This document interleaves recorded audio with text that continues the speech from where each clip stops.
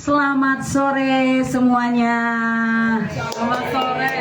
Gimana kabarnya? Luar biasa. Oke, kita mau beribadah hari ini luar biasa ya. Tuhan tuh begitu baik. Seminggu kemarin tuh saya batuk, saya benar-benar doa yang Tuhan, saya mau melayani. Saya minta Tuhan tolong jamah saya karena saya mau melayani untuk Tuhan. Tapi luar biasa pertolongan Tuhan melalui obat. Tangan Tuhan bekerja. Hari ini saya bisa melayani Tuhan luar biasa.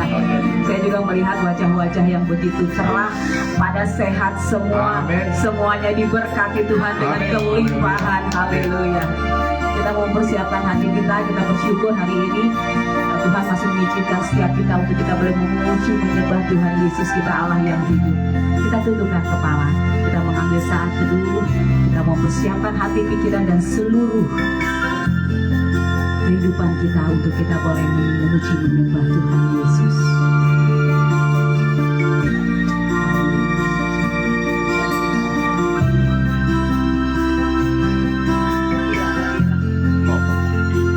Terima kasih Tuhan Yesus. Terima kasih Bapa untuk kasih karunia-Mu ya Tuhan. Kebaikan-Mu, kemurahan-Mu selalu baru setiap pagi ya Bapa. Terima kasih Tuhan buat memberikan kesehatan, kekuatan untuk setiap kami ya Bapa. Juga untuk setiap anak-anak-Mu yang live streaming. Puji syukur kami naikkan atas hadirat-Mu ya Bapa.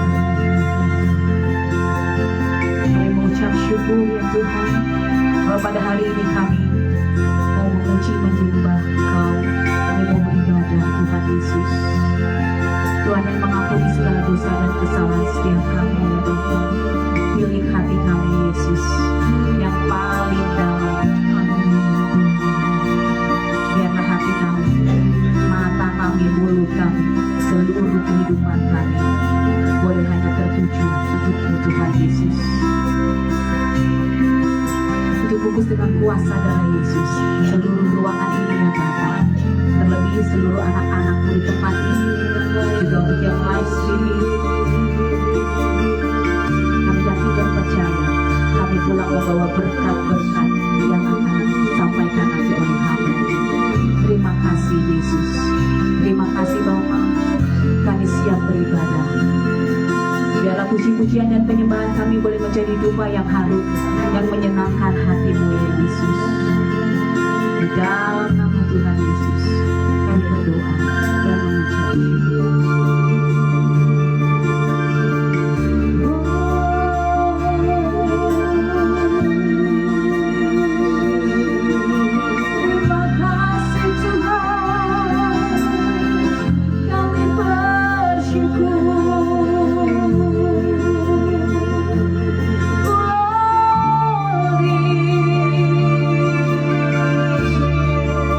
Kami naikkan sembah dan pujian kami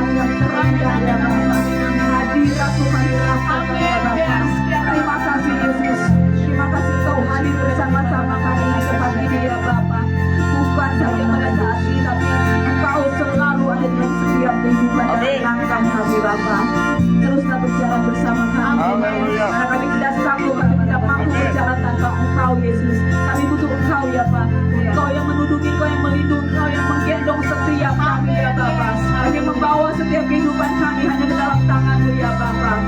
Dengan kuasa darah Yesus kami mau berjalan bersama-Mu. Terima kasih Bapa, kami mau bersukacita bersama-Mu. Dan kami mau menaikkan pujian syukur kami. Di dalam nama Tuhan Yesus kami berdoa dan mengucap syukur. Haleluya. Amin. Kita akan tetap berdiri. Kuasa Tuhan yang tidak terbatas. Amin. Mungkin laut bisa dihitung ya, kedalamannya, luasnya. Tapi kasih kuasa Yesus gak bisa terukur. Yes. Sangat luar biasa, sangat Amin. besar, ajaib dan perkasa. Amin. Haleluya. Kita mau naikkan pujian ini bersama.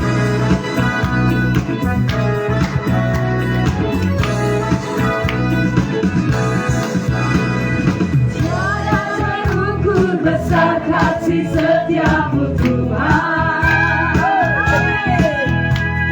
Panjang dan lebarnya melebihi lautan. Jauh tinggi mengatasi langit. Dalamnya tanah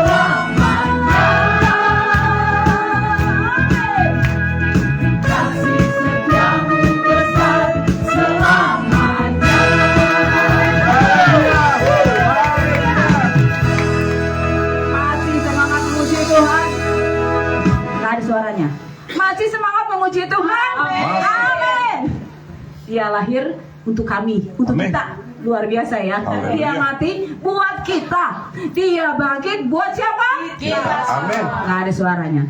Dia bangkit untuk siapa? Kita. Amin.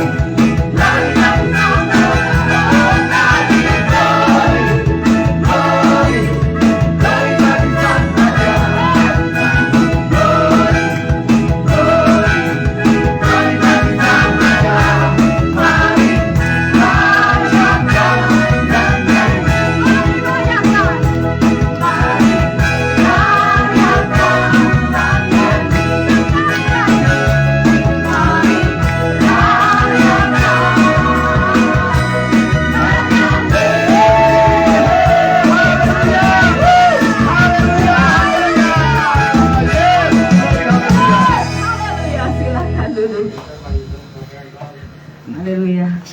Luar biasa ya. Amin. Saya yakin dan percaya ada malaikat-malaikat Tuhan nyanyi bersama-sama kita di tempat ini. Luar biasa. Sebelum kita akan mendengarkan firman Tuhan yang akan dibawakan oleh hambanya Bapak Pendeta Kris, kami juga bersyukur pada hari ini Bapak Kris ada bersama-sama dengan kita, Ibu Rina juga dengan tim yang luar biasa. Aduh, luar biasa, semua sehat-sehat. Kita selalu mendoakan supaya Pak Kris dan keluarga anak cucu mantunya semua sehat dan diberkati Tuhan. Haleluya. Haleluya Yesus. Terima kasih Tuhan. Terima kasih Yesus. Terima kasih untuk malaikat-malaikat Tuhan yang selalu berkemah di tempat kami ya Bapa, di tempat ibadah kami, di rumah, di pekerjaan, bahkan di seluruh sekeliling kami Yesus. Kami juga yakin dan percaya bahwa Engkau yang selalu menyertai setiap kehidupan kami ya Bapa. Siapkan hati dan pikiran kami, biar kami boleh fokus untuk mendengarkan suara hati-Mu melalui hamba-Nya. Kau yang mengurapi hamba-Mu. Biarlah setiap hati kami, setiap kehidupan kami boleh menjadi tanah yang subur, sehingga firman-Mu boleh tumbuh, berakar dan berbuah dalam kehidupan kami. Haleluya, Yesus.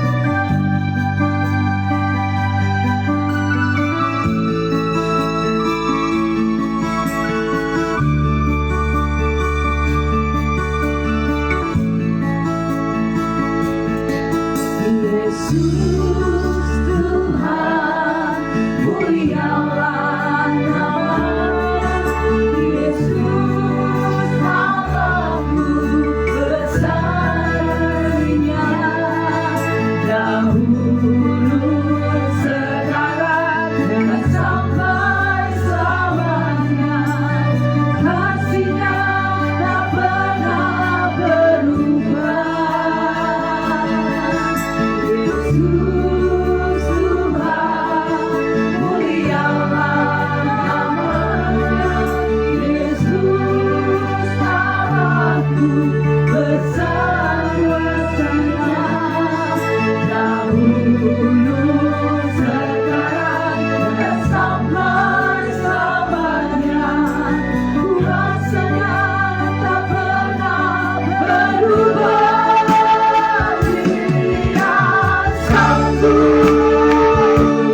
Yesus sanggup melakukan perkara yang besar. Dia sanggup, Yesus sanggup memulihkan yang terluka, menyembuhkan yang menderita. Dia sanggup memulihkan hidupku. Yang iman sama-sama kita katakan, Yesus Tuhan, mulialah nama-Nya. Yesus Allahku besar kasih-Nya, dahulu sekarang dan sampai selamanya. Kasih-Nya tak pernah berubah. Yesus Tuhan, mulialah nama-Nya. Yesus Allahku besar kuasa-Nya, dahulu sekarang dan sampai selamanya. Kuasa-Nya tak pernah berubah. Dia sanggup, Yesus sanggup melakukan perkara yang besar. Dia sanggup, Yesus sanggup memulihkan yang terluka, menyembuhkan yang menderita. Dia sanggup memulihkan hidupku. Sanggup, Yesus sanggup melakukan perkara yang besar. Dia sanggup, Yesus sanggup memulihkan yang terluka, menyembuhkan yang menderita. Dia sanggup memulihkan hidupku.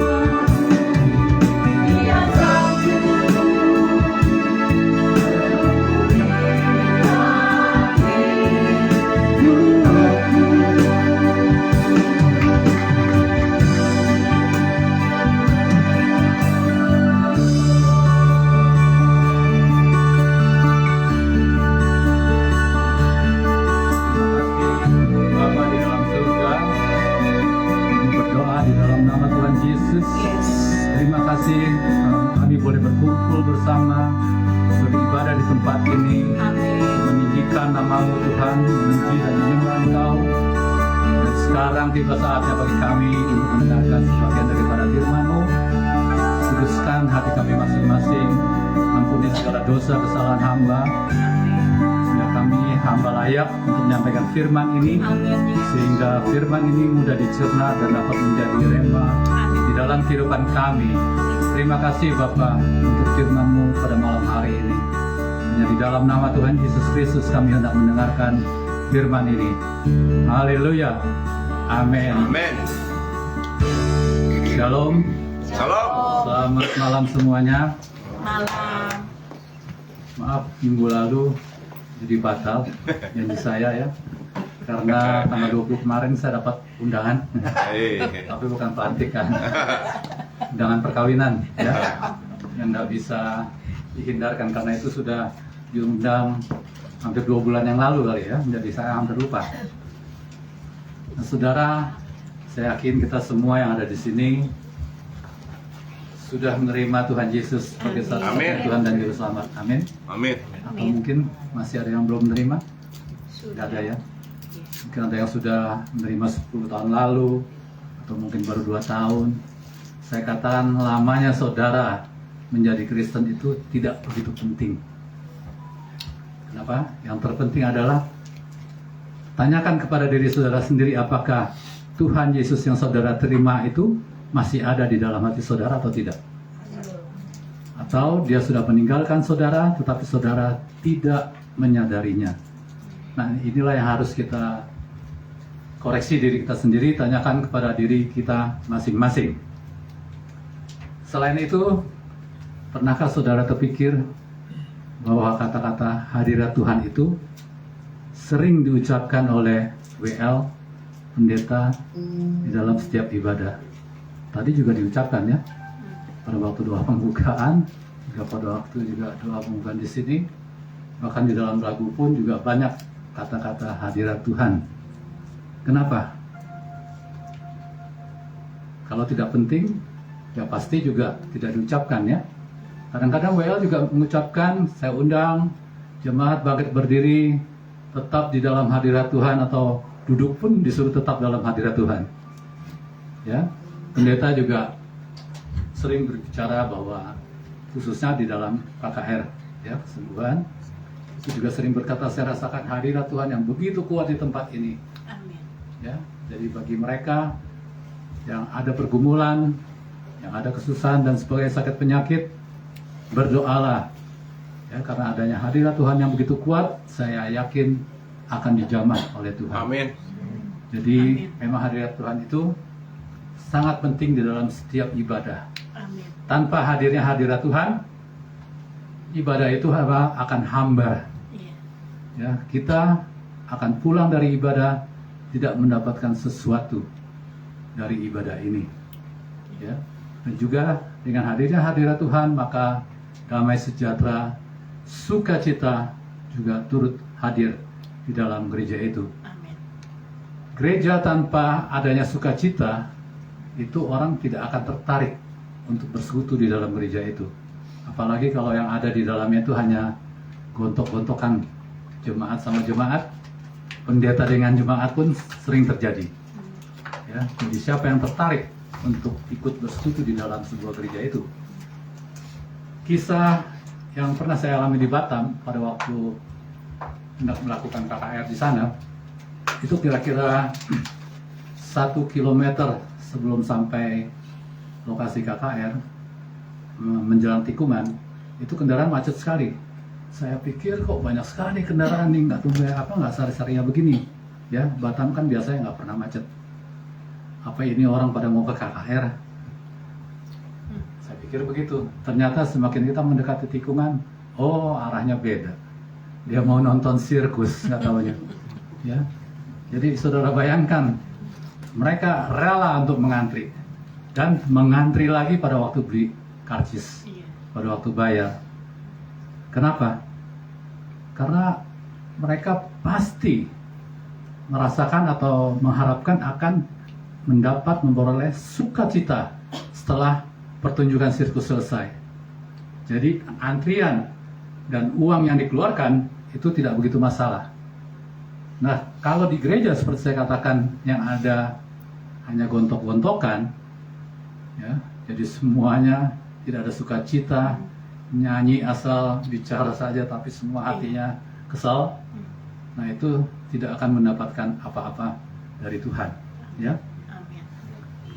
Juga ada sebuah kisah keluarga yang beragama Buddha, satu anaknya bertobat dan dibaptis, ya. Jadi setiap pulang dari gereja itu matanya bengol atau bengkak-bengkak, ya, karena dia sering menangis, habis menangis. Jadi satu waktu orang tuanya, papanya tanyakan, kenapa kamu setiap pulang dari gereja saya lihat matamu bengkak-bengkak, katanya. Apa pendeta marahin pukul sama kamu, katanya. Dia bilang gitu, ya. Jadi nggak usah ke gereja lagi, lebih baik. Dia tidak tahu bahwa anaknya ini mengalami begitu suatu sukacita yang luar biasa. Amin. Karena dia mengalami hadirat Tuhan, ya, pada di gereja itu. Jadi sekali lagi memang hadirat Tuhan ini sangat penting. Ya, nanti kita bisa lihat bagaimana orang yang menghargai hadirat Tuhan dengan orang yang tidak menghargai hadirat Tuhan. Efeknya bagaimana di dalam kehidupan mereka. Ya, jadi kembali lagi saya katakan di sini bahwa hadirat Tuhan itu mutlak dibutuhkan, bukan opsional. Kalau opsional itu bisa dibutuhkan, bisa tidak. Ya, tetapi dengan hadirat Tuhan ini bisa, ya, kita bisa merasakan hadirat Tuhan. Kita tidak bisa melihat, kita tidak bisa memegangnya, sama dengan angin. Ya, kita yakin bahwa angin itu ada, tetapi kita tidak bisa melihat, kita tidak bisa memegang, kita bisa merasakan. Tapi jangan menyamakan hadirat Tuhan dengan angin. Nanti kalau angin berembus di belakang bulu kuduk berdiri, hadirat Tuhan datang, katanya. Kan, itu hadirat hantu itu yang datang. Ya. Jadi inilah tema khotbah saya pada malam hari ini mengenai hadirat Tuhan. Ayat-ayat yang akan kita sharing bersama ada 4 ayat pokok. Keluaran 23 ayat 17, Keluaran 34 ayat 23. Itu berbicara mengenai 3 kali dalam setahun orangmu laki-laki harus menghadap hadirat Tuhan. Jadi sejak kitab Keluaran ini sudah diwajibkan. Ya, nanti kita lihat kenapa alasannya. Ayat yang kedua mengenai Kejadian 39 ayat 1 dan 23, itu kisah Yusuf di dalam rumahnya Potifar. Ya, kita tahu Yusuf ini orang yang senantiasa disertai oleh Tuhan. Ya, jadi nanti kita lihat bagaimana Yusuf ini orang yang disertai oleh Tuhan dan dia juga menghargai, ya, Tuhan, tidak takut akan Tuhan. Dan yang ketiga, kita lihat Simson dengan Delila. Simson ini memang pada awalnya sejak di kandungan dia sudah disertai dengan Roh Allah. Sampai dia besar, bekerja, terus masih disertai Roh Allah. Tetapi karena kebablasan, keenakan, ya, dia tidak menghargai hadirat Tuhan lagi, hadirat Tuhan meninggalkan dia. Ya, itu kita bisa baca nanti di dalam Hakim-Hakim 16 ayat 19-20. Jadi ini ada 2 orang, satu yang begitu setia dengan Tuhan, yang satu lagi awalnya setia, tapi akhirnya dia ditinggalkan oleh Tuhan karena perbuatannya sendiri, ya. Dan yang keempat adalah katakanlah sebagai penutup bahwa kalau terjadi seperti Simson, apa yang harus kita lakukan? Ya. Nah, di sini nanti kita baca 2 Tawarik 30 ayat 9. Yang harus kita lakukan adalah secepatnya kembali kepada Tuhan. Kalau tidak kita akan terhilang. Ya. Sekarang kita masuk ke dalam ayat yang pertama, Keluaran 23 ayat 17 dikatakan, perikopnya adalah peraturan tentang kebaktian dan hari raya. Dikatakan di sini 3 kali setahun, semua orangmu yang laki-laki harus menghadap ke hadirat Tuhanmu, Tuhan, ya. Ini sama persis dengan Keluaran 34 ayat 23. Nah, sekarang kita lihat diulangi lagi di dalam Ulangan 16 ayat 16 sampai 17. Itu sama persis. Hanya perbedaannya di ayat 17. Ulangan 16 ayat 17.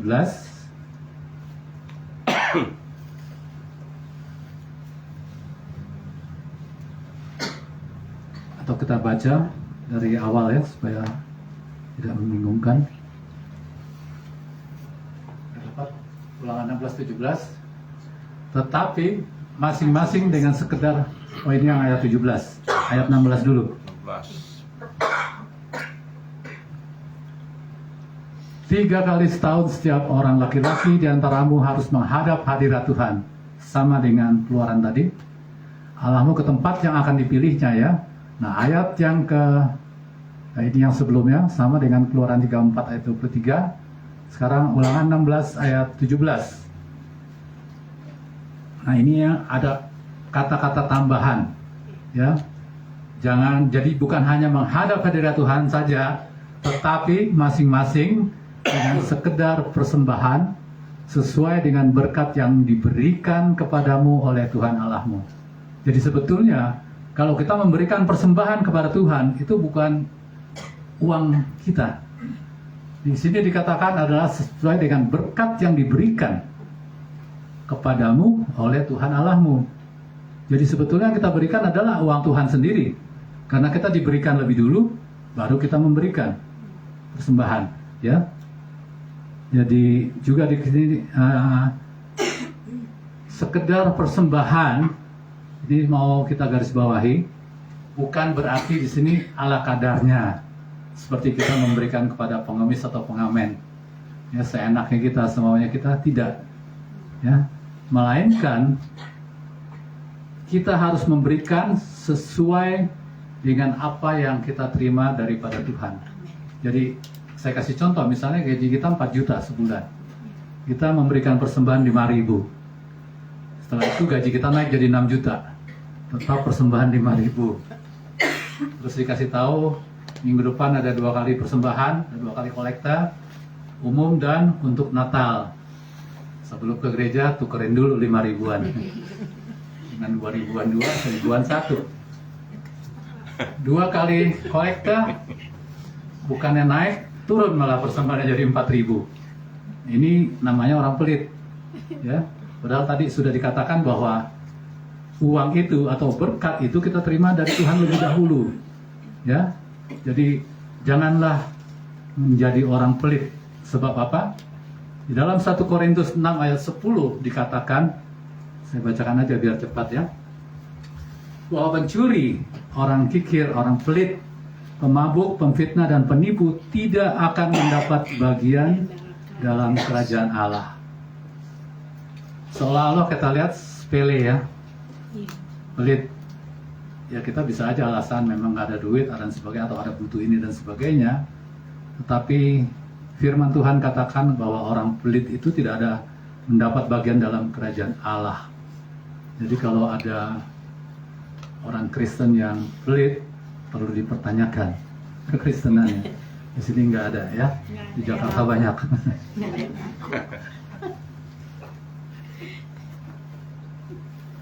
Jadi pertanyaannya tadi, kenapa kita harus menghadap hadirat Tuhan atau pergi ibadah? Ya, karena di dalam Keluaran 23 ayat 25-26 dikatakan di situ ada berkat, dijauhkan dari sakit penyakit dan tidak ada perempuan di negerimu yang keguguran atau mandul. Ya, menggenapkan tahun, ya tidak akan ada negerimu perempuan yang keguguran atau mandul, aku akan menggenapkan tahun umurmu. Dan kita lihat dalam Keluaran 34 ayat 24 juga dikatakan di situ, Keluaran 34 ayat 24, sebab aku akan menghalau bangsa-bangsa dari depanmu dan meluaskan daerahmu, dan tiada seorang pun yang akan mengingini negerimu apabila engkau pergi untuk menghadap kehadirat Tuhan Allahmu 3 kali setahun. Ya, jadi di sini pun diulang lagi, menghadap hadirat Tuhan 3 kali setahun. Nah bayangkan kalau kita menghadap 1 kali seminggu berarti 52 kali dalam setahun. Ya, berkat Tuhan pasti akan dicurahkan lebih lagi kepada kita. Oleh karena itu, jangan malas-malas beribadah. Ya, karena memang ini merupakan suatu perintah, kewajiban. Karena biasanya kalau firman Tuhan itu diulang-ulang, itu ada maksud tertentu dari Tuhan. Supaya kita patuh dan taat kepada Dia. Ya. Jadi di dalam ini tidak usah ditayangkan, 1 Timotius 4:8 juga dikatakan ibadah itu berguna dalam segala hal. Tapi kalau latihan jasmani hanya untuk waktu-waktu tertentu. Tapi kalau ibadah di dalam segala hal karena mengandung janji baik untuk hidup ini maupun hidup yang akan datang. Nah, inilah sebabnya juga kita diminta untuk menghadap hadirat Tuhan atau datang beribadah dengan sungguh-sungguh, ya. Ayat yang kedua, Kejadian 39 ayat 1 sampai 23, ini terlalu panjang. Saya singkatkan saja. Ya, kita tahu semua kisah Yusuf. Ya, sejak awal dia sudah dibenci oleh saudara-saudaranya. Bahkan mau dibunuh. Tetapi runding-rundingan tidak jadi. Lebih baik jual saja sebagai budak, kita akan mendapat uang. Dia dijual di Mesir dan dibeli oleh Potifar. Ya, Potifar itu komandan atau pengawal dari raja. Kalau di sini mungkin komandan pas pampres gitu ya. Jadi dikatakan Tuhan menyertai Yusuf, apa yang dikerjakannya selalu berhasil.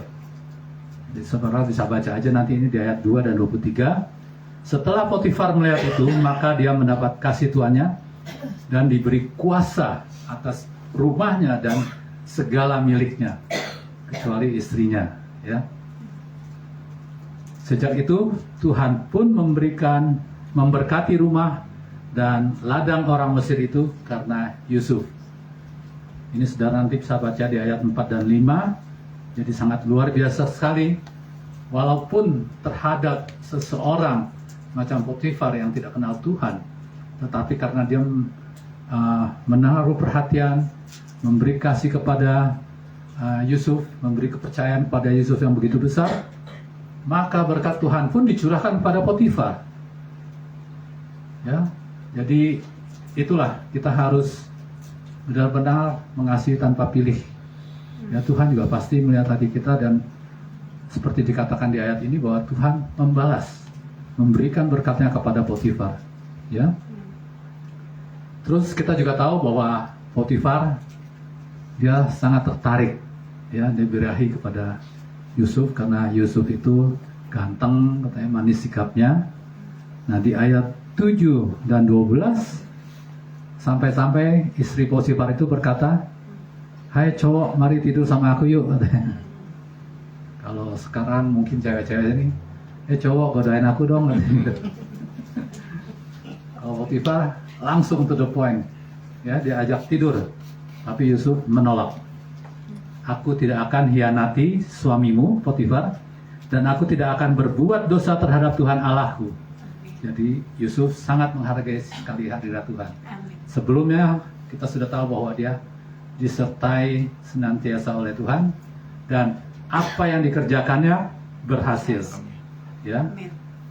Jadi itu efek atau akibat daripada kita menghargai hadirat Tuhan, ya, dan takut kepada Tuhan. Jadi Tuhan menyertai kita, apa yang kita kerjakan Tuhan akan membuat berhasil. Jadi pada waktu Yusuf menolak itu, dia berontak, dia lari keluar, sehingga ditarik Potifar, bajunya ketinggalan, dan kita tahu bahwa akhirnya Yusuf difitnah oleh istri Potifar dan dia masuk penjara. Ya. Nah, kalau lihat kisah-kisah ini ada yang mirip beberapa tahun lalu. Masih saudara ingat? Istri seorang jenderal, ya, yang berselingkuh dengan supirnya, ya. Nah, itu. Nah, karena supirnya tidak takut akan Tuhan dan waktu ditarik dia larinya ke dalam, nggak keluar. Ya, terjadilah yang tidak dikehendaki, ya. Tetapi Yusuf larinya keluar. Jadi dia selamat, dia tidak berbuat dosa terhadap Tuhan Allahnya. Dan singkat cerita, di akhirnya di dalam Kejadian 41 ayat 37 sampai 43, saudara baca di situ, pada akhirnya Yusuf itu setelah dari penjara dia dikembalikan, dia menjawab beberapa mimpi-mimpi raja. Akhirnya dia dilantik sendiri oleh Raja Mesir, yaitu Firaun, diberi kuasa atas seluruh Mesir. Jadi kesimpulannya kita lihat bahwa orang yang betul menghargai hadirat Tuhan, dia takut akan Tuhan, apa yang dilakukan, apa yang dikerjakan akan berhasil, dan dia angkat menjadi kepala, bukan ekor. Amin. Ya, ini pun mungkin khotbah terakhir saya pernah utarakan juga kisah-kisah pengalaman saya pribadi, ya. Jadi walaupun orang berkata hidup itu seperti roda pedati turun naik, kalau saya bilang tidak, asal kita betul taat pada Tuhan, patuh kepada perintah-perintahnya, walaupun pernah jatuh, firman mengatakan tidak akan sampai tergeletak. Amin. Jadi tidak akan dari bawah terus, dari atas ke bawah, dari bawah ke atas lagi, ya. Tetap kita akan bangkit kembali dan Tuhan akan topang kita Amin. kembali lagi menjadi kepala, ya. Itu kisah Yusuf. Nah, contoh lain di dalam kitab Perjanjian Lama yaitu Musa dan Daud.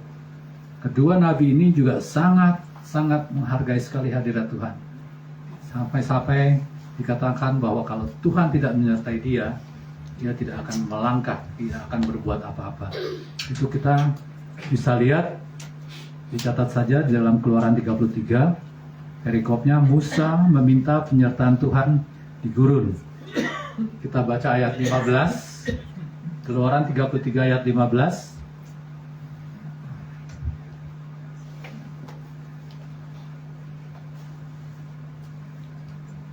Berkatalah Musa kepadanya, jika engkau sendiri tidak membimbing kami, janganlah suruh kami berangkat dari sini. Jadi Musa katakan, kalau engkau tidak membimbing sendiri, ya, kami tidak akan berangkat pergi. Nah, itu karena begitu taatnya, begitu menghargai sekali bantuan Tuhan, ya. Dan juga terus ayat 16 dikatakan, dari manakah akan diketahui bahwa aku mendapat kasih karuniamu? Bukankah karena engkau berjalan bersama dengan kami sehingga kami dibedakan dari segala bangsa yang ada di muka bumi, ya. Jadi ini Bulani saya ingat pernah katakan juga waktu di Puncakana, ya, kalau kita benar-benar anak Tuhan, ya, kita anak raja, pasti kita dibedakan dari yang lainnya. Amin. Tuhan tidak akan menyamakan kita dengan anak-anak setan, Amin. ya, karena dikatakan juga gelap dan terang tidak bisa menjadi satu, ya. Terus di dalam Mazmur 23, ini Mazmur Daud. Nah, sedangkan Daud, Tuhan gembalaku yang baik, ya, ayat 4, 23 ayat 4, Mazmur 23 ayat 4.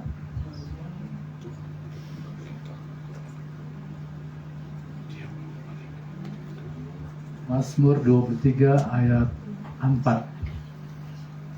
Biasa ya kalau saya ayatnya banyak.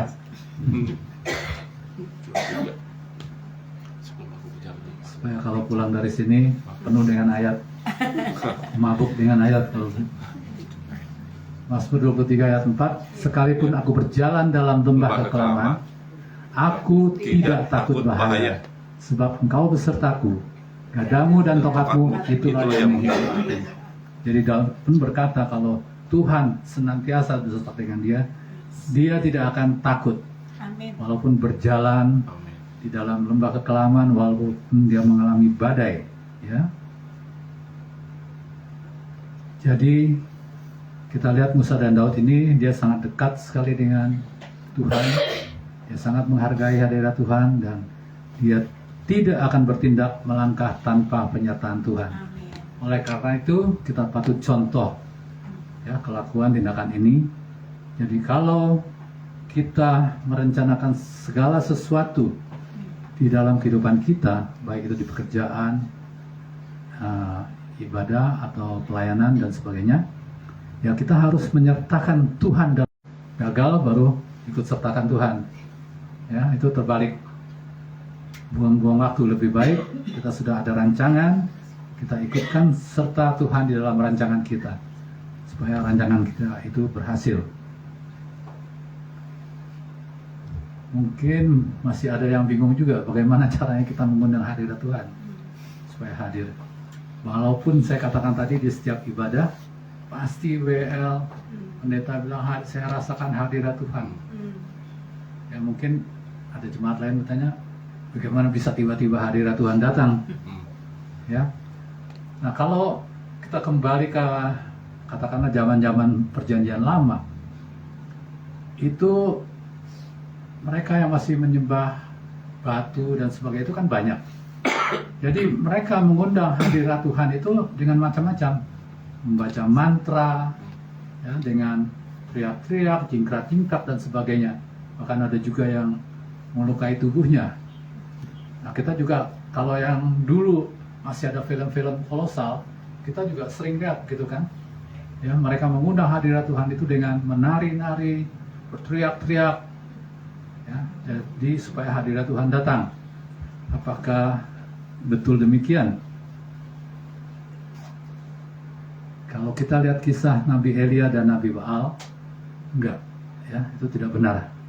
Karena buktinya Nabi Baal melakukan hal-hal itu, hadirat Tuhan tidak datang, tidak turun. Ya, jadi kita lihat di sini di dalam 1 Raja-Raja, cuman ayatnya panjang sekali, dicatat aja.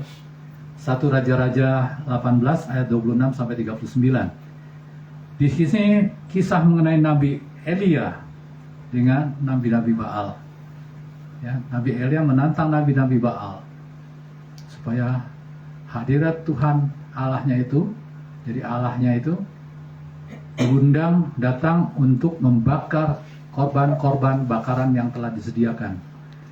Ya, jadi dikatakan di sini bahwa Nabi Baal yang pertama dikasih kesempatan oleh Musa, dari pagi sampai tengah hari dia berteriak-teriak, "Ya Baal, jawablah kami." Ya, sambil berjingkat-jingkat, menari-nari, tetapi tidak ada jawaban apapun juga. Ya, sehingga akhirnya Elia mengecek, mungkin Allahmu sedang tidur katanya, atau lagi bepergian. Coba panggil yang lebih keras lagi katanya. Ya, nah Nabi Baal ini lebih keras lagi sampai dia menoreh-noreh badannya dengan pedang sampai luka-luka, dan ternyata tidak juga datang. Ya, hadirat Tuhan tidak turun. Sekarang giliran Nabi Elia, setelah dia susun itu korban bakaran, kayu api, selokan-selokan parit yang mengelilinginya diisi dengan air dan sebagainya. Lalu mulailah Elia berkata, "Ya Tuhan Allah Abraham, Ishak dan Yakub, pada hari ini biarlah diketahui orang bahwa Engkaulah Allah di tengah-tengah Israel, dan bahwa aku ini hamba-Mu, dan bahwa atas firman-Mu aku melakukan segala perkara ini. Jawablah aku, ya Tuhan. Jawablah aku supaya bangsa ini mengetahui bahwa Engkaulah Allah, ya Tuhan, dan Engkaulah yang membuat hati mereka tobat kembali." Dan ternyata di ayat 38 dikatakan, "Lalu turunlah api Tuhan menyambar habis korban bakaran sampai-sampai semua air yang diselokan pun kering." Ya. Jadi ternyata tidak susah untuk mengundang hadirat Tuhan. Cukup dengan doa yang bersungguh-sungguh. Makanya kalau di dalam sebuah ibadah, banyak gereja mempunyai pendoa-pendoa syafaat. Mereka biasanya berdoa sebelum ibadah dimulai dengan tujuan untuk mengundang hadirat Tuhan hadir, supaya ibadah itu betul-betul dirasakan bermanfaat bagi para jemaat yang hadir. Ya, jadi itulah dengan doa saja Elia bisa mengundang hadirat Tuhan untuk turun. Kalau hadirat Tuhan sudah ada dengan kita, beserta dengan kita, apakah Dia bisa meninggalkan kita? Sangat bisa. Ya, bukannya mungkin, tapi sangat bisa. sangat bisa sekali meninggalkan kita.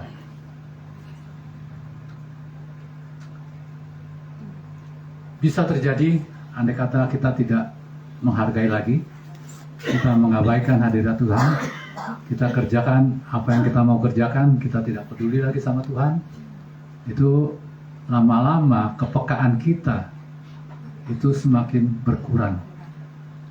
Dan akhirnya, ya kita tidak tahu bahwa hadirat Tuhan sudah meninggalkan kita. Dan kita merasa nyaman-nyaman aja. Nah inilah yang berbahaya. Ya, ini yang berbahaya. Karena konsekuensinya di dalam Ulangan 31 ayat 16 dan 17 dikatakan bahwa kalau hadirat Tuhan sudah meninggalkan kita, kita akan ditimpa malapetaka dan kesusahan. Jadi tidak didefinisikan secara jelas, tetapi ini merupakan umum, ya, berbagai macam malapetaka dan kesusahan bisa terjadi. Ya kalau kita sudah ditinggalkan oleh hadirat Tuhan, ya. Kita baca Ulangan 31 ayat 16 dan 17.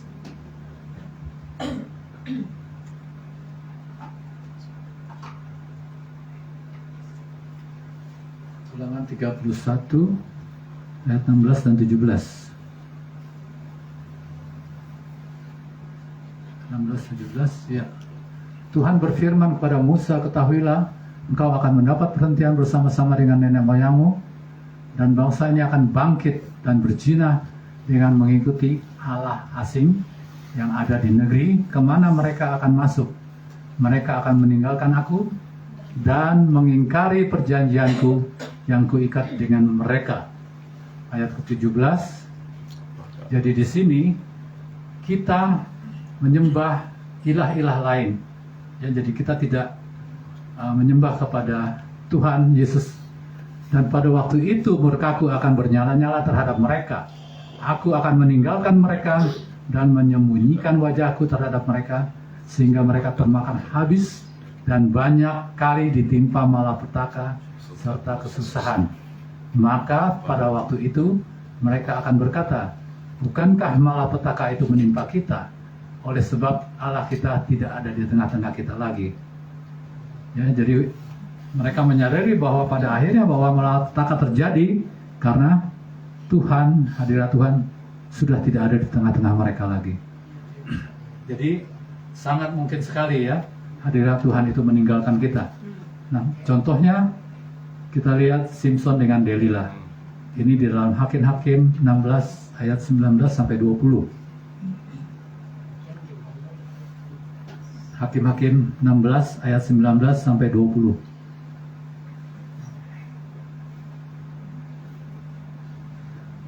Sesudah itu dibujuknya Simson tidur di pangkuannya, lalu dipanggilnya seorang dan disuruhnya mencukur ketujuh rambut jalinnya, sehingga mulailah Simson ditundukkan oleh perempuan itu, sebab kekuatannya telah lenyap daripadanya. Ayat ke-20. Lalu berserulah perempuan itu, orang Filistin menyegar kamu, Simson. Maka terjagalah ia dari tidurnya, serta katanya, seperti yang sudah-sudah aku akan bebas dan akan meronta lepas. Tetapi tidaklah diketahuinya bahwa Tuhan telah meninggalkan dia. Jadi ini pada akhir kisah Simson. Ya sebelumnya kita tahu bahwa Simson itu badannya tegap karena dia mengalahkan bangsa Filistin. Ya, dia sebagai pahlawan perang juga. Terus apakah profesinya dia sebagai guru fitness kali ya, tegap badannya? Bukan, dia seorang hakim. Ya, dikatakan 20 tahun lamanya dia menjadi hakim atas orang Israel. Ya, tetapi kekayaannya nggak sampai 1 T. Ya. Jadi ya dia hakim yang baik lah pada saat itu. Dan juga dikatakan dia masih di kandungan ibunya, dia adalah seorang nasir Allah. Jadi ibunya pada waktu mengandung dia itu harus betul-betul menjaga makannya. Selain makanan yang bergizi, juga yang halal. Yang tidak halal tidak boleh makan. Ya, tidak boleh minum minuman. Pokoknya nggak halal itu nggak boleh makan. Karena bayi yang di dalam kandungannya itu adalah seorang nasir Allah dikatakan. Ya. Nah, setelah dia beranjak besar, dikatakan istri pertamanya justru diambil orang Filistin, ya, dari bangsa musuhnya sendiri. Itu orang yang istri yang pertama, dan hobinya keluar masuk bar, ya, panti pijit mungkin ada di Gaza, ya, sehingga akhirnya dia jatuh kepada seorang wanita penghibur yang namanya Delila, yang orang Surek. Andai kata Simpson itu tinggalnya di Jakarta dulu, pasti dia keluar masuk Kalijodo. Ada yang tahu Kalijodo? Pasti tahu ya. Pernah ke sana? Enggak ya? Lewat doang. Lewat doang. Tapi Kalijodo sekarang kan udah digusur sama Ahok. Ya. Dengar-dengarnya lagi sih infonya udah kembali lagi seperti semula. Jadi ya masih ada kesempatan lah. Dipecat. Jadi kalau Simpson dia keluar masuk Kalijodo, waduh repot. Ya. Nah, ada kisah juga di sini. Jadi pada waktu mau digusur itu kan ramai sekali. Pasti tahu ya ceritanya ya. Karena di situ kan yang tinggal di samping ya BTS, pelacur, preman, ada juga pedagang, tukang gorengan, ada juga yang jual burung, macam-macam. Makanya terjadi pro dan kontra. Nah, ini ada kisah yang seorang pedagang burung, dia udah tahu akan digusur, makanya dijualin semua. Tinggal terakhir satu burung bionya nggak laku-laku. Padahal harganya nggak mahal, cuma 5 juta. Udah bisa ngomong macam-macam dah. Kenapa nggak laku? Karena kelamaan tinggal di Kalijodo, ngomong jorok dulu. Akhirnya ada seorang ibu lewat sana, dilihat ini bapak, wah beliaunya pintar nih bicaranya. Berapa? Ya 5 juta. Akhirnya ditawar-tawar, ya dikasihlah 3 juta. Ibu ini bawa pulang. Dia taruh di muka pintu masuknya lah, masuk. Setelah disiapkan semua kandangnya, anak gadisnya pulang kuliah. Sang beliau langsung aja kasih komentar, ada barang baru gitu. Ibunya marah-marah, dia bilang, kamu ini dasar katanya, saya nggak kasih makan kamu besok katanya. Diam. Dia nggak tahu kalau memang beliau ini ngomongnya jorok kan. Nah udah sore hari, bapaknya pulang. Terus ya mula-mula sih oke lah ya. Selamat sore om katanya. Waduh kamu mami beli beo di mana nih? Pintar sekali ngomongnya.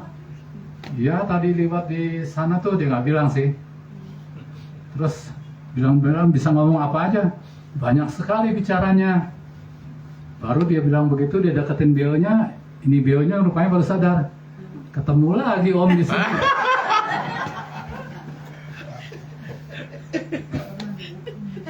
Loh, papi udah kenal.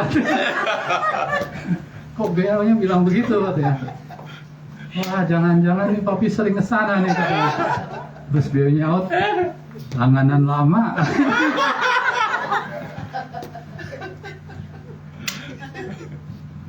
Jadi ya kebongkar lah rahasianya ya. Jadi kalau beli beo hati-hati ya, pilih-pilih, jangan sembarangan beli aja. Kita kembali lagi kepada kisah Simpson ya.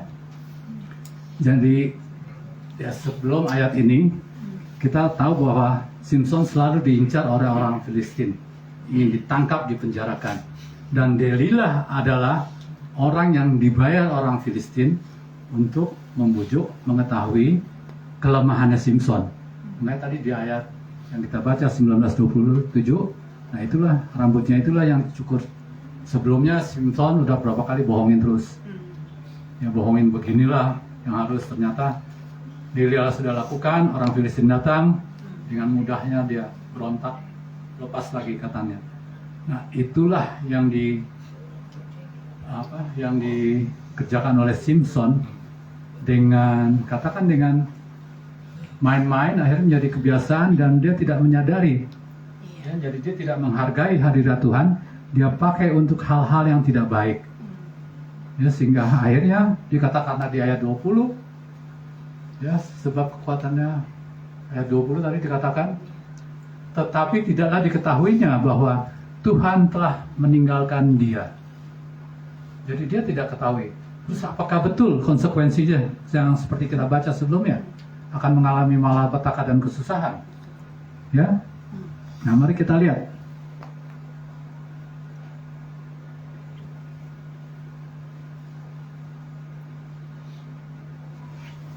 Ya. Tadi jadi pada waktu sudah diikat, akhirnya Simson tidak bisa lepas. Ya, dia ditangkap dan dia betul-betul mengalami malapetaka. Bisa dibaca dalam Ulangan 31:17. Malapetaka yang dialaminya adalah matanya dicungkil, sehingga dia tidak bisa melihat otomatis, ya. Dan kesusahan serta penghinaan, karena dia disuruh oleh orang-orang Filistin menjadi badut dan ditertawakan oleh musuh-musuhnya, ya. Kalau di kota besar jadi badut dibayar enak. Kalau ini enggak dibayar dia, jadi malah dia dihina, ya. Jadi betul-betul kalau kita tidak menghargai hadirat Tuhan, kita mempermainkan hadirat Tuhan, kita tidak menghargainya, kita bertindak seenak kita, akhirnya memang malapetaka dan kesusahan yang akan dialami, ya. Nah, setelah sadar, Simson akhirnya minta kepada Tuhan supaya kekuatannya sekali ini saja dikembalikan, karena dia mungkin sudah merasa kesakitan, mungkin sakit hati dan sebagainya. Dan dikatakan di dalam Hakim-Hakim 16 ayat 28-31, berserulah Simson kepada Tuhan, katanya, "Ya Tuhan Allah, ingatlah kiranya kepadaku dan buatlah aku kuat sekali ini saja. Ya Allah, supaya dengan satu pembalasan juga aku balaskan kedua mataku kepada orang Filistin." Ayat 29, kemudian Simson merangkul kedua tiang yang paling tengah penyangga rumah itu, dan kita tahu ambruk itu ruang pertemuan. Dan dikatakan juga di dalam Alkitab, yang menjadi korban adalah lebih besar daripada waktu Simson membasmi tentara-tentara Filistin, ya. Jadi itulah, jadi kita harus hati-hati. Banyak orang bisa bertahan di dalam menghadapi badai di dalam kehidupannya, tetapi begitu badai berlalu, berkat Tuhan mulai turun berlimpah, orang itu berada di dalam comfort zone, dia akan terlena, ya. Nah, disitulah cobaan-cobaan akan datang, dan kalau memang dia tidak kuat, akhirnya dia akan jatuh, dia akan melupakan Tuhan yang telah memberikan berkat melimpah kepadanya, sehingga akhirnya Tuhan meninggalkan dia karena dia lupa untuk beribadah, dia lupa untuk menghadap kehadirat Tuhan yang diperintahkan oleh firman Tuhan, ya. Jadi jangan sampai demikian. Nah, kalau kita berada dalam tahap yang seperti itu, tetapi belum betul-betul parah, ya, jatuh. Tadi saya katakan ayat yang keempat yang akan kita bahas adalah kita harus kembali secepatnya kepada Tuhan, ya. Karena di dalam 2 Tawarik 30 ayat 9, 2 Tawarik 30 ayat 9,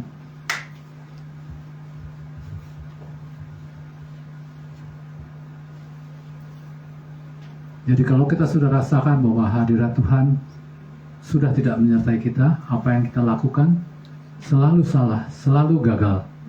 Walaupun kita sudah hitung-hitung, kita rasa ini pasti goal, ini pasti benar, ya. Tetapi hasil-hasilnya adalah tidak benar, ya. Kita selalu gagal. Nah, inilah 2 Tawarik 30 ayat 9. Karena bila mana kamu kembali kepada Tuhan, maka saudara-saudaramu dan anak-anakmu akan mendapat belas kasihan dari orang-orang yang menawan mereka, sehingga mereka kembali ke negeri ini. Sebab Tuhan Allahmu pengasih dan penyayang, Ia tidak akan memalingkan wajahnya daripada kamu, bila mana kamu kembali kepadanya. Jadi jangan kembali kepada yang lain, ya, jangan kembali kepada ilah-ilah lain, tapi kembalilah kepada Tuhan Allahmu. Amin. Dia penyayang, dia pengampun, ya, jadi hidup kita akan dipulihkan. Juga nggak usah ditayangkan, Yesaya 55 ayat 6-7 yang mengatakan, baiklah ia kembali kepada Tuhan, maka dia akan mengasihaninya, sebab ia memberi pengampunan dengan limpahnya. Jadi Tuhan Maha Pengampun, ya. Nah, ayat terakhir kita baca Yoel 2 ayat 12. Sudah banyak sekali ayatnya, ya. Ini yang terakhir.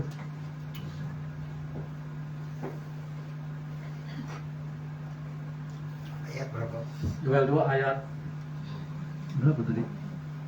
12.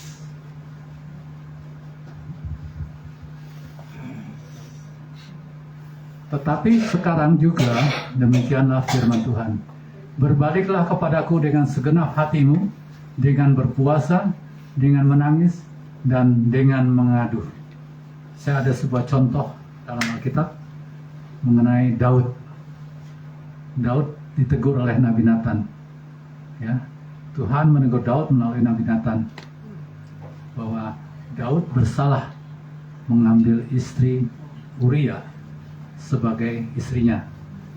Ya, bahkan Uria diutus ke medan perang yang paling depan supaya dia mati dibunuh oleh orang Bani Amon, dan itu terjadi. Nah, itulah setelah dikatakan Daud mengaku bersalah, ya, dan terus di situ dikatakan juga bahwa dia sampai menangis, dia sampai berpuasa karena dia mengharapkan bahwa kalau Tuhan akan mengampuninya.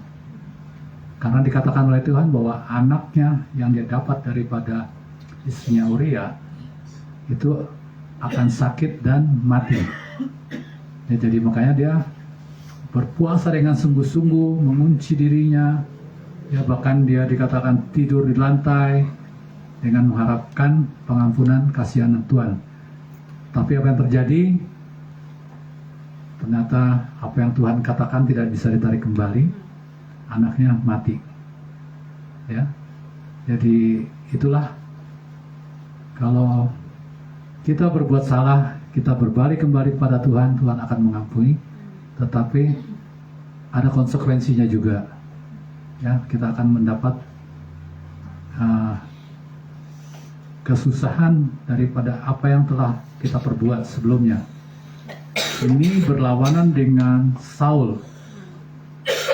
Kalau Saul Tuhan katakan dia bersalah, tapi Saul nggak langsung minta ampun. Dia berdalih, ini kebiasaan manusia. Ya, saya melakukan ini, karena itu, karena itu. Tetapi Tuhan tidak mau menerima itu alasan-alasan. Ya, karena Tuhan tugaskan dia untuk membasmi orang-orang Amalek, kan. Semuanya tanpa kecuali, bahkan seluruh hewan dibasmi habis. Tapi yang Saul lakukan, raja orang Amalek tidak dibasmi. Terus lembu-lembu yang tambun tidak juga dibunuh. Nah, pada waktu ditegur, dia berdalih, saya tidak basmi lembu, tidak bunuh lembu ini, karena untuk persembahkan sebagai korban kepada Tuhan.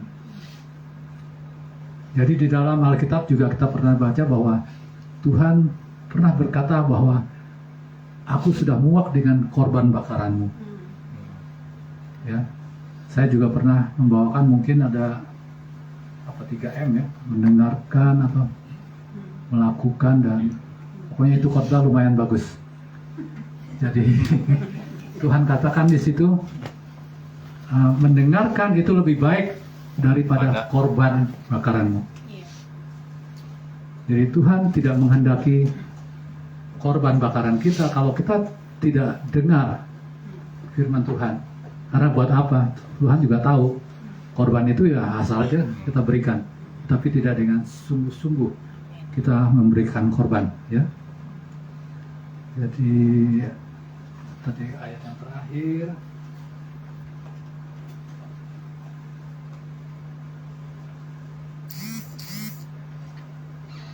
kesimpulan yang terakhir juga.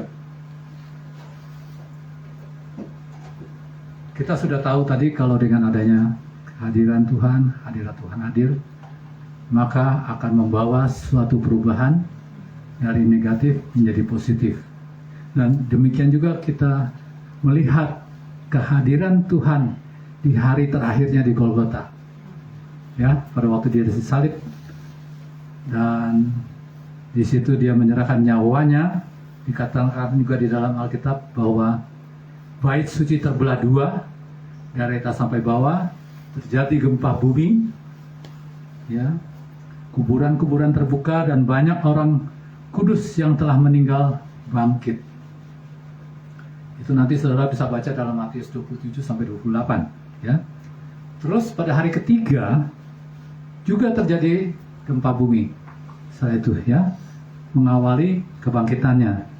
Nah, disinilah hadirnya Tuhan, walaupun di dalam hari kematiannya dan kebangkitannya, ini membawa mujizat yang terbesar di dalam kehidupan manusia.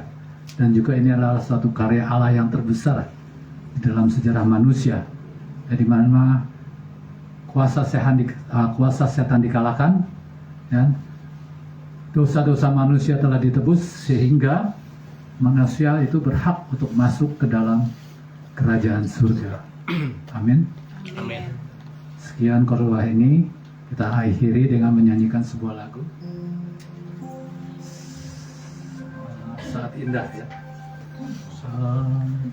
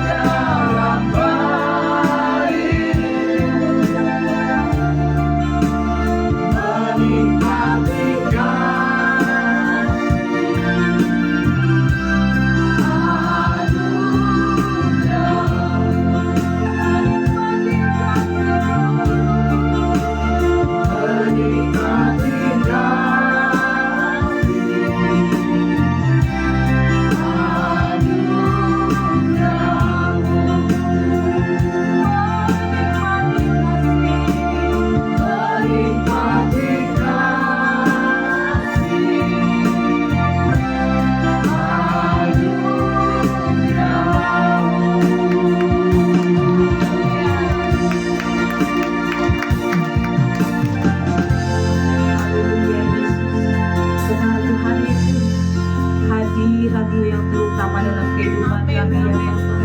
Tolong setiap kami Tuhan, supaya kami boleh terus menjaga hadirat-Mu dalam kehidupan kami. Kami tidak mau jauh dari Engkau ya Yesus, karena kami tidak sanggup. Biarlah malaikat Tuhan juga terus selalu mengingatkan kami. Roh Kudus terus mengingatkan setiap kami untuk kami boleh memelihara hadirat-Mu yang kudus, hadirat-Mu yang terutama dalam kehidupan kami. Terima kasih Yesus. Terima kasih untuk firman-Mu yang begitu indah. Terima kasih firman-Mu yang sudah mengingatkan setiap kami untuk kami terus boleh beribadah. Kami terus mau mengagungkan Engkau ya Bapa. Kami mau hidup kami sungguh berkenan di hadapan-Mu. Terima kasih Tuhan Yesus. Engkau juga yang menyertai, memberkati, memberikan hikmat, memberikan kekuatan, kesehatan juga untuk Bapak Kris, juga Ibu Rina, juga keluarga, anak cucu mantunya. Tuhan berkati, Tuhan berikan kesehatan, kekuatan. Apa yang menjadi kerinduan dan harapannya Tuhan nyatakan dalam kehidupannya. Tuhan pakai juga terus Pak Kris, supaya terus melayani Engkau lebih dan lebih lagi. Sehingga ada banyak jiwa-jiwa dimenangkan, jiwa-jiwa dikuatkan, jiwa-jiwa penuh kemenangan oleh karena Engkau. Terima kasih Yesus. Kami juga akan memberikan yang terbaik buat-Mu Yesus. Sucikan dan kuduskan apa yang kami berikan, karena semua apa yang kami miliki itu adalah kepunyaan-Mu. Biarlah apa yang kami berikan boleh sungguh memperluas kerajaan-Mu. Terima kasih Tuhan Yesus. Di dalam nama Tuhan Yesus kami berdoa dan mengucap syukur. Haleluya. Amin.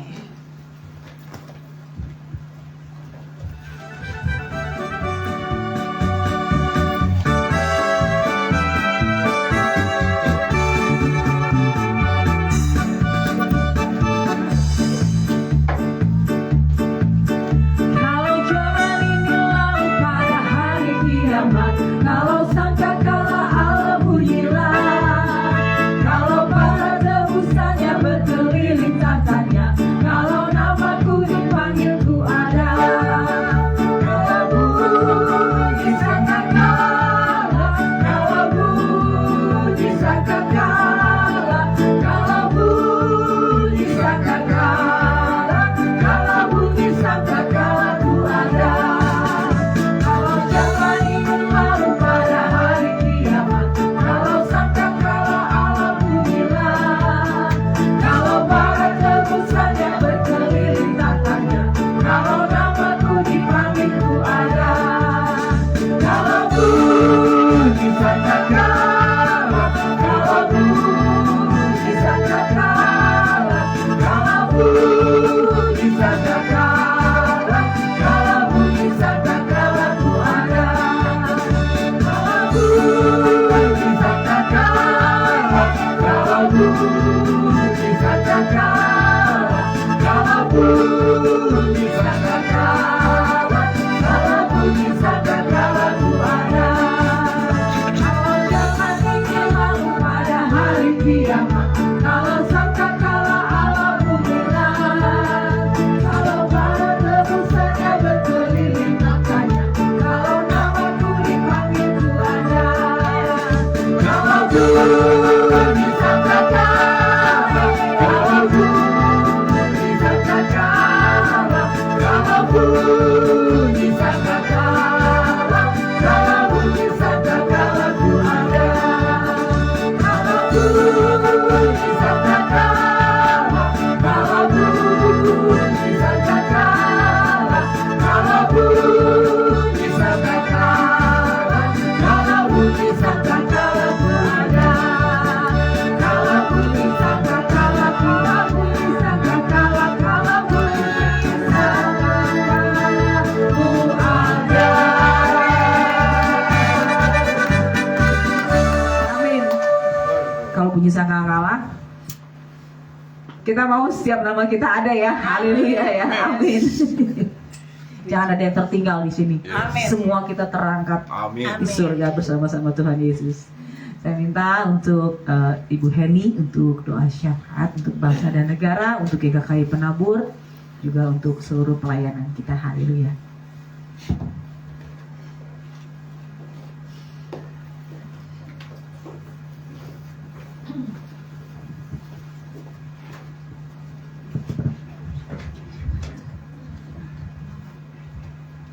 saudara-saudara bangkit berdiri. Kami bersyukur Tuhan kalau pada malam ini kami boleh menerima makanan untuk rohani kami, sehingga rohani kami boleh bertumbuh dan kami mengerti tentang hadirat-Mu Tuhan. Ajar kami Tuhan untuk terus mengejar hadirat-Mu, karena kami percaya ketika pujian penyembahan kami naikkan di hadapan-Mu, hadirat-Mu hadir di tengah-tengah jemaat-Mu Tuhan. Kami percaya ada kelepasan yang Tuhan berikan, ada kelegaan yang Tuhan berikan buat kami. Kami bersyukur Tuhan, berkati terus jemaat penabur benih ini Bapa, supaya mereka terus tumbuh kuat di hadapan-Mu, menjadi dewasa rohaninya Tuhan. Kami percaya Tuhan berkati terus Bapa, baik Ibu Lani, Pak Yusuf juga sebagai gembala. Tuhan berkati terus tuntunan dan penyertaan Tuhan, hikmat selalu Tuhan berikan buat Ibu Lani, Pak Yusuf. Terima kasih Bapak, kami bersyukur, berterima kasih buat semua yang telah Tuhan kerjakan atas jemaat penabur benih ini Bapak. Bahkan pada malam ini kami berdoa juga Tuhan, kami bawa bangsa dan negara kami terus kepadamu Tuhan. Kami percaya Tuhan yang memberkati Indonesia, Tuhan yang memulihkan terus dengan cara-Mu yang ajaib dan luar biasa Bapak. Kami bersyukur kalau bangsa kami masih dalam keadaan kondusif. Kami bersyukur Tuhan buat ketenangan, keamanan yang Tuhan berikan Bapak. Bahkan Tuhan memberkati terus presiden kami yang baru Bapak, Pak Prabowo dan wakilnya Gibran. Kami serahkan dalam tangan-Mu, Tuhan yang memberikan hikmat buat mereka, Tuhan yang memberikan roh takut akan Tuhan, roh keperkasaan, sehingga mereka boleh menjalankan roda pemerintahan dengan baik. Kebijakan yang diambil adalah kebijakan yang baik untuk kepentingan rakyatnya Bapak. Kami percaya Indonesia diberkati Tuhan, ekonominya boleh bangkit dan pulih kembali Bapak. Kami hanya menyerahkan semuanya di dalam tangan-Mu Tuhan. Berkati terus bangsa kami ini. Kami hanya menyerahkannya di dalam nama Tuhan Yesus. Kami percaya Tuhan memberkati dengan shalom-Mu Tuhan. Terus ada keamanan di seluruh pelosok penjuru tanah air kami Tuhan. Ketenangan, ketentraman Tuhan berikan buat bangsa kami ini Bapak. Bahkan pada malam ini kami bawa juga kota kami Sukabumi Tuhan. Kami percaya kota kami diberkati Tuhan. Ada perlindungan Tuhan atas kota kami ini Bapak. Sehingga kota kami boleh menjadi kota yang aman Tuhan. Dari bentuk kejahatan apapun Tuhan, aparat keamanan mampu menanganinya. Sehingga kota kami menjadi kota yang aman Tuhan. Perekonomiannya pulih dan bangkit kembali Tuhan. Kami percaya kami memberkati wali kotanya, pemerintahan kota Madya Sukabumi diberkati Tuhan. Terima kasih Bapak, karena kami percaya di mana ada kesejahteraan kota, di situ pun ada kesejahteraan buat kami semua. Terima kasih Bapak, malam ini kami bersyukur buat semua yang telah Tuhan berikan buat kami. Malam ini kami mau pulang, kami percaya kami akan menerima berkat yang daripada-Mu. Nanti doa berkat Ibu Lani.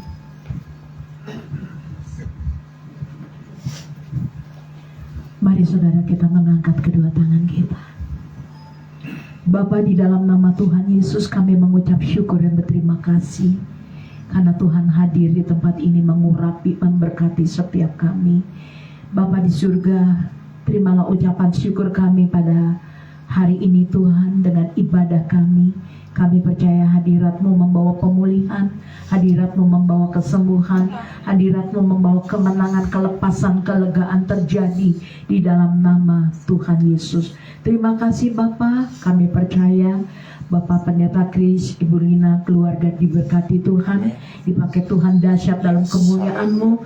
Tuhan, aku percaya ketika firman Tuhan ditaburkan hari ini lewat anak-Mu Bapa, lewat hamba-Mu, biarlah firman ini terus merema dalam hidup kami. Kami terus mencari hadirat Tuhan di dalam nama Tuhan Yesus. Terima kasih Bapa. Sebentar kami akan pulang ke rumah kami masing-masing. Kami percaya penyertaan-Mu sempurna dalam hidup kami. Mari saudara, terimalah berkah pertolongan, cinta kasih Tuhan dan damai sejahtera dari Bapa Surgawi turun di dalam kehidupanmu, keluargamu, rumah tanggamu, usaha, pekerjaan, pelayananmu, anak-anakmu, menantu, cucu-cucumu. Di dalam nama Tuhan Yesus, sekolahmu pun diberkati Tuhan dalam nama Tuhan Yesus. Apa yang kau kerjakan Tuhan buat berhasil dan beruntung. Bahkan minyak anggur gandum yang baru tercurah dalam hidupmu. Di dalam nama Tuhan Yesus Kristus, kemanapun kakimu melangkah berjalan, ada Tuhan Yesus yang selalu menyertai, memberkati, mengurapi. Di dalam nama Bapa, Anak, Putra, dan Roh Kudus, kami percaya Tuhan Yesus, tiang awan, tiang api menyertai kami. Dalam nama Bapa, Anak, Putra, dan Roh Kudus, hanya di dalam nama Tuhan Yesus Kristus, kami mengucap syukur atas setiap berkat yang Tuhan beri dalam hidup kami, kasih karunia yang baru, anugerah di dalam hidup kami. Kami sudah menerimanya. Dalam nama Bapa, Anak, Putra, dan Roh Kudus, mulai malam hari ini hingga Maranatha, sampai Tuhan datang menjemput setiap kami. Terima kasih Bapa, kami mengucap syukur dan berdoa. Mari sama-sama kita angkat pujian. Ku yakin Tuhan memberkati. Mari dengan sangat yang kita percaya bahwa Tuhan Yesus telah mengurapi, memberkati setiap hamba Tuhan. Terima kasih Tuhan, berkat yang tercurah di tempat ini, Bapak maupun yang mengikuti live streaming. Kami percaya Tuhan memperluas daerah ekonomi kami, pelayanan kami. Perluas Tuhan apapun rancangan dalam hidup kami. Kami percaya Tuhan, kita dapat pintu-pintu peluang-peluang yang Dia mau membawa. Ada tangan Tuhan yang selalu melindungi, menuntun, membentengi setiap hidup kami. Kami bersyukur Bapak Surga. Terima kasih.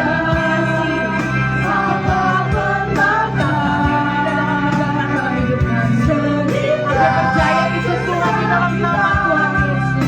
Ketakutan pun tidak dapat menimpa hidupku di dalam nama Tuhan Yesus.